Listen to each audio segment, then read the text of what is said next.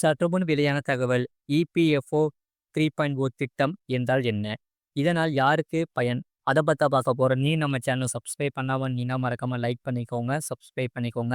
புதிதாக அமலுக்கு வரவிருக்கும் இபிஎஃப்ஓ 3.0 திட்டத்தில் பிஎஃப் ஊழியர்கள் எவ்வாறு பயனடைவார்கள் என்று இங்கே பார்ப்போம். அதாவது தனியார் நிறுவனங்களில் வேலை பார்க்கும் பணியாளர்களுக்கு ஒவ்வொரு மாதமும் வாங்கும் சம்பளத்தில் ஒரு சிறு தொகை பிடித்தம் செய்யப்பட்டு அது அவர்களுடைய பிஎஃப் கணக்கில் டெபாசிட் செய்யப்படும். அதே அளவு பங்களிப்பு அந்த நிறுவனம் தரப்பிலிருந்தும் செய்யப்படுகிறது.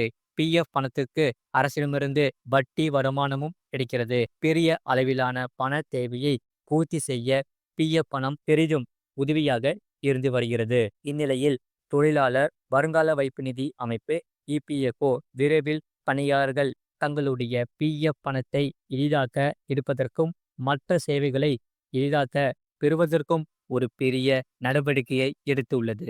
ஜூன் மாதத்தில் இபிஎஃப்ஓ 3.0 என்ற ஒரு புதிய திட்டத்தை தொழிலாளர் வருங்கால வைப்பு நிதி அமைப்பு தொடங்கியிருக்கிறது. முழு வீடியோ லிங்க் கீழே இருக்கு. அதை கிளிக் பண்ணி பாருங்க.